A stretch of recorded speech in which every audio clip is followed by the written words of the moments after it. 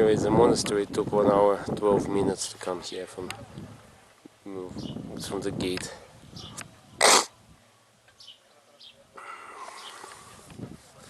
They sell here everything.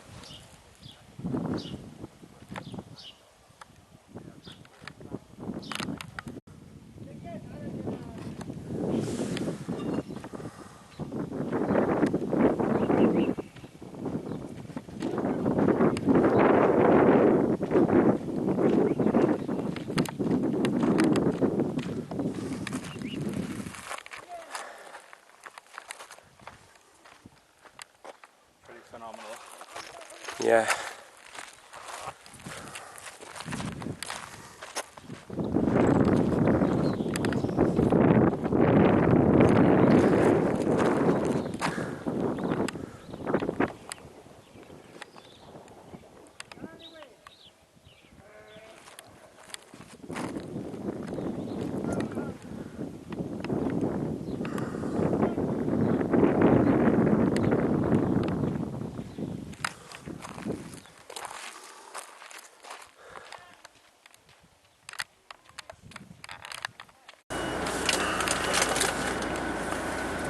Yeah, it's already 9:50.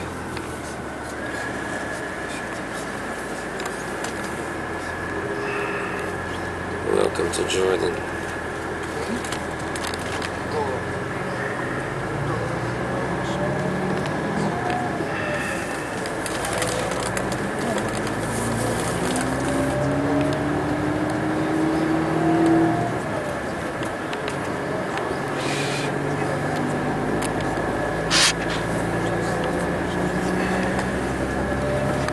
Are the dynasty from the 60th generation of our Prophet Muhammad from the daughter side.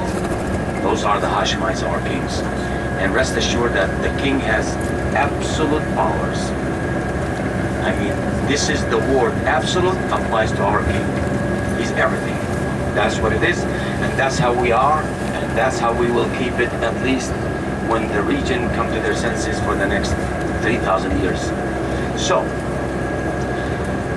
the Hashemites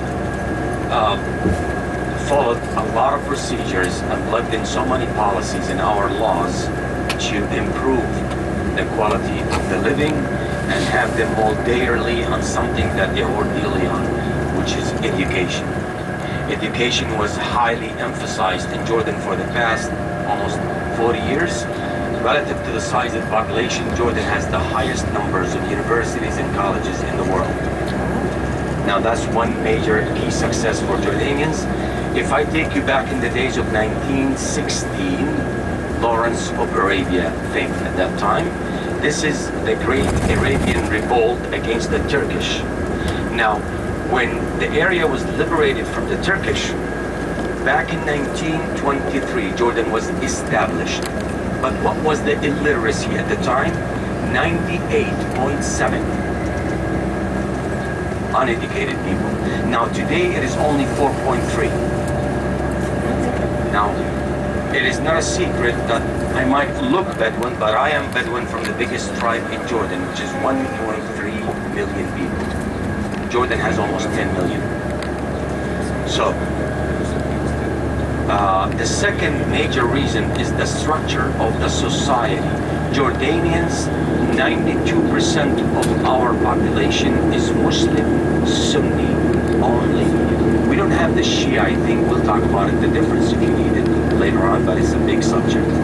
But the 92% are Sunni and the 8 remaining percent are Christians, and we live like a family. It is almost, you could say, it's a big house, Jordan, where the tribes, they don't own each other and things like that. It was distracted from refugees, but still we still have that net in our society that we're all relatives almost, and tribes related to each other in a way or another. Now the king is on the top of the pyramid. Second in line is the Bedouins. We are the ones who lived in Jordan nomadics back in the days with tents and going around grazing in water, and we received the king and made him a king on us back in the 20s, early 20s.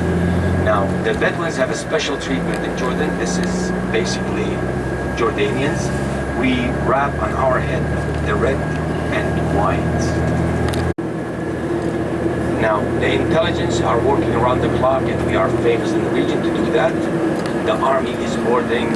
All the borders are right now are hostilities between Syria and Iraq. We have huge fronts with those two countries, and we are very much preoccupied. With a country limited in resources, we don't have the oil, but Jordan is basically investing in the human resources. We have very good educational system, and we produce many doctors and engineers and other professional jobs, but sadly they go overseas as a brain drain where the economy in Jordan cannot absorb that many graduates. So why? Because we have been always bombarded by millions of refugees every once in a while. I'll give you examples on how devastating is the country. Back in 1948 with the Israeli-Arab War, many Palestinians came across into Jordan, hundreds of thousands. In 1967, in 1982, Lebanese-Israeli War, the same thing. 1991, the first Gulf War, a little bit over 1 million. 2003, at the time of the invasion of the Iraqi and changing the regime, 1.7 million Iraqis came into Jordan within 8 months. Now, this leaves a tremendous pressure on the infrastructure. We're even compromising our own educational system where 60 students today in each classroom averages. Most of them are Syrians right now. So every time we build more infrastructure with the help of the international community, but not much, now the Syrians, 1.1 million Syrians into Jordan cities, which is, we have Syrians in some towns, more than Jordanians, and a little bit over 1 million in camps at the border. We're a small, tiny country, and we have an open river. It was so huge under the ground that is enough for Jordan for more than 100 years to come. Water resource. But with the Jordanians receiving Iraqis and the Syrians almost doubling the population, now it is reduced to 40 years from 100. So this is almost everything you can apply on that. In the economy, into the natural resources. Jordan does not have oil, but we do have phosphate or phosphate, where you see the railroads to your right with the trees. They bring a lot of phosphate to the port of Aqaba to load it into the ships. We do also have shale. Geologically speaking, if you look at these mountains, you see the weirdness of those shapes, and there's a lot of veins. You'll see them by the end of the day much better. But this is all geologically granite, like your kitchen cabinets, and so much of it is also shale. Jordan has a lot of shale, which is rocks. You can extract oil from it, but it's in the eastern desert, the most amount of it. The Chinese government is building a power plant for us running on shale, which we'll see how that goes. So that water was almost enough for a lot of Jordanians, and we already drawn the water and came back to Jordan. And this is the story of most Jordanians. We get education, higher education, go overseas, work, transfer so much hard currency back into the economy, and settle. Almost each household in Jordan, somebody is somewhere up there in the United States, Europe. The Gulf countries absorbs 1/3 of our workforce.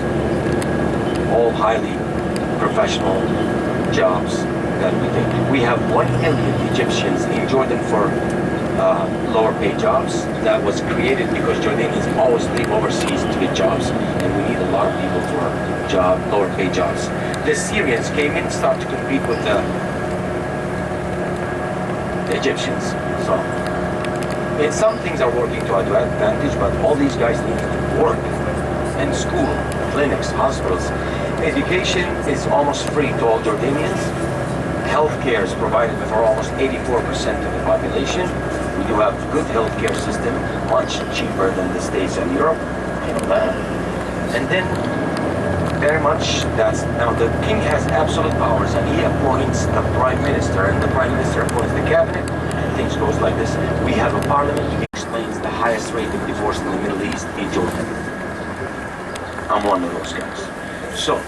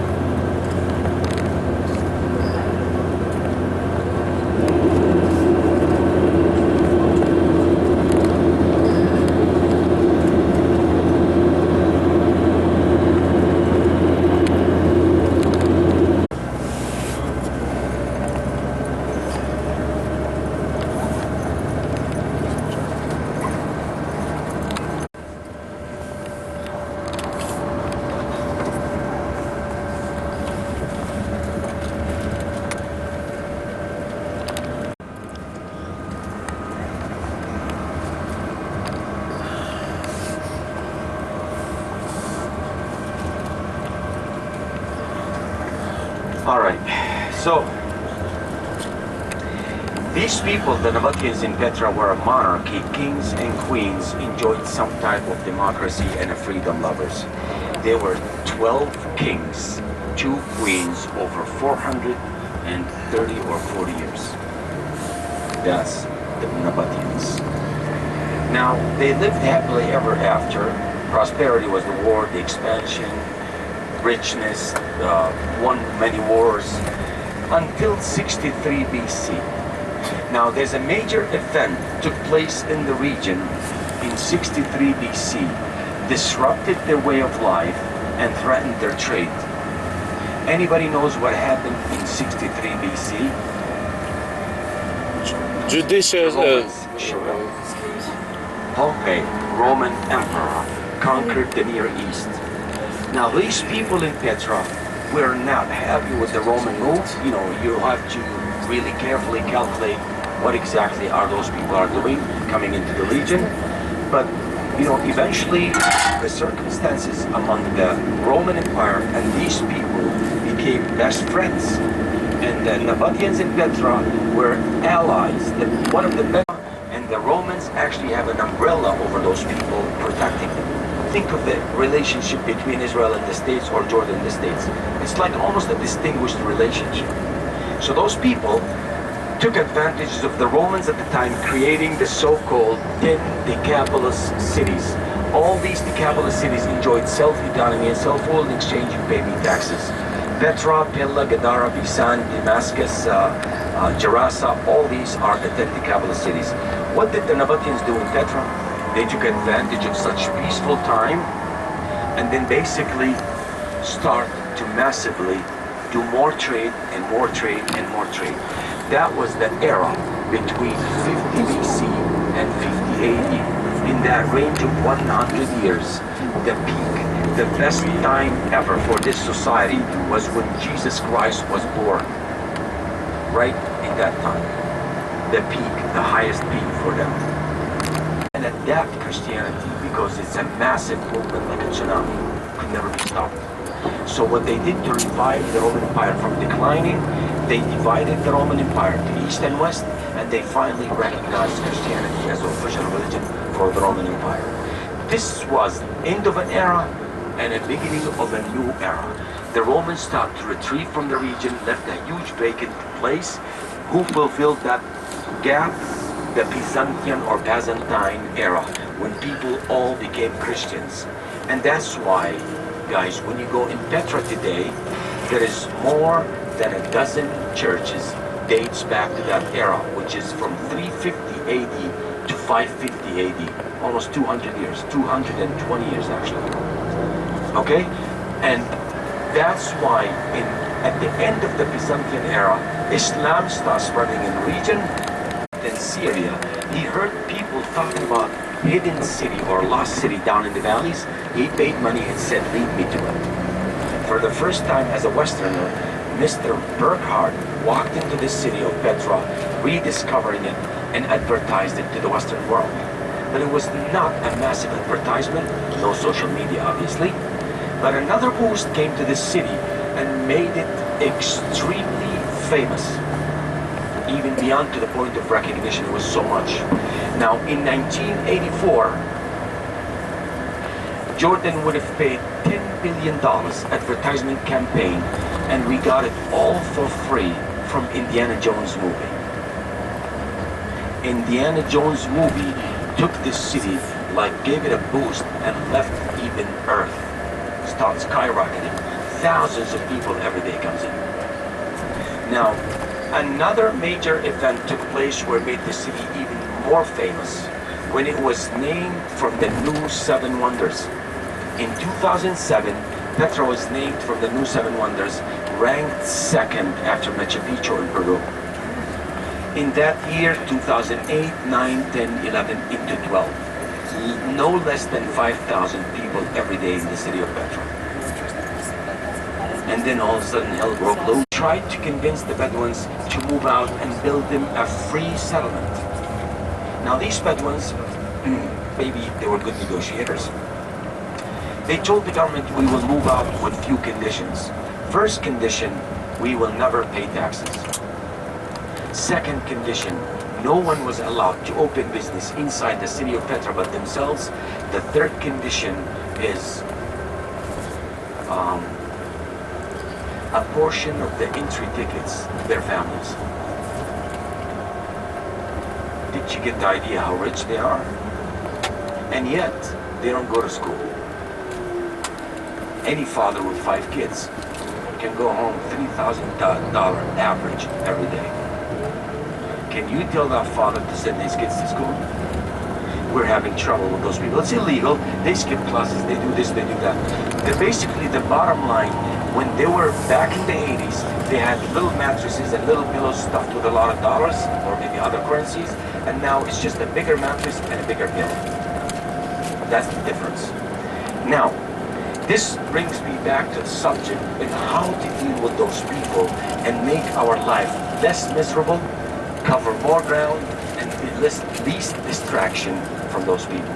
They're nice, generous people, but let me tell you the following about them. These guys, they don't interact with Jordanians. They don't marry their daughters to outsiders. There are about 5,000 people today. They have their own town by themselves, their own little settlement, separated from the rest of the area. Now those people, they have a distinctive look. Their gene pool is still within themselves. The producer of the first movie, Johnny Depp, took Johnny Depp look from them. Now as you go inside, you will see so many Johnny Depps. Some on a donkey, others on a camel, or maybe a bazaar or a cafe. You'll see a lot of them.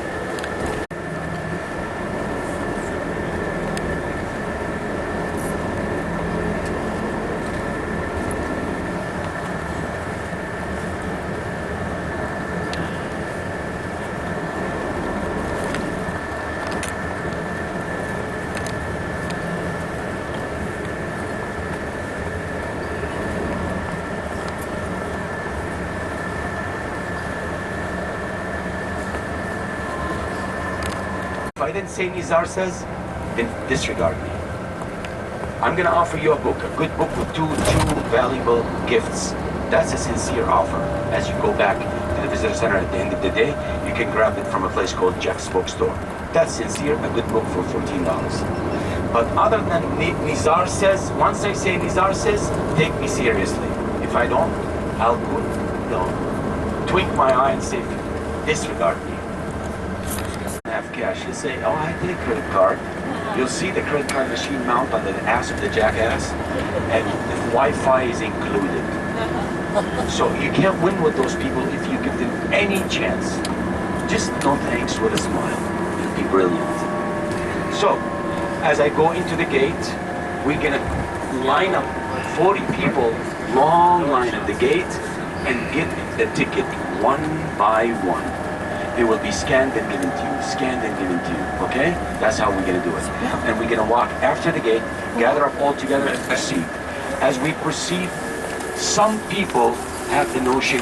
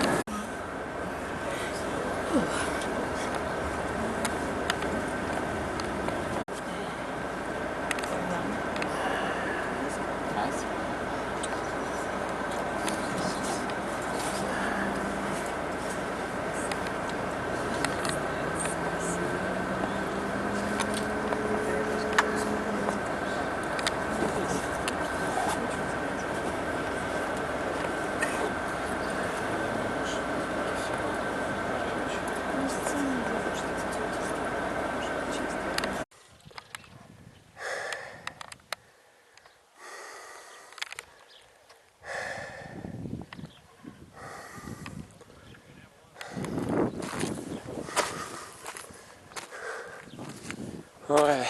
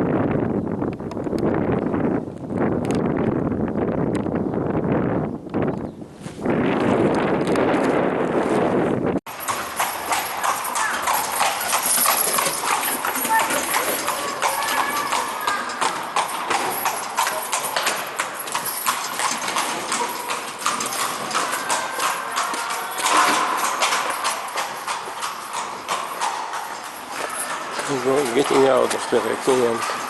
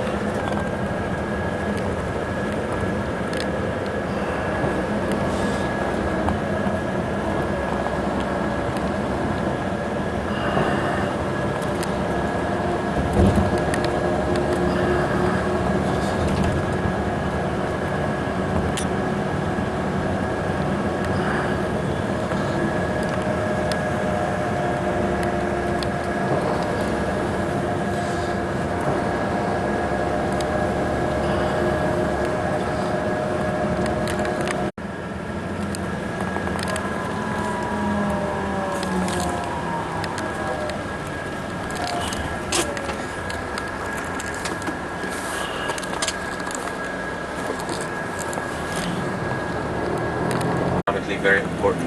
Now the shores of Aqaba used to be small, But in the mid-70s, 1974, the Saudi government gave us 10 kilometers extra on the Red Sea shores. In exchange, we gave them a desert. Because the Saudis have more than 900 kilometers on the Red Sea shores. So what is done? 10 is nothing.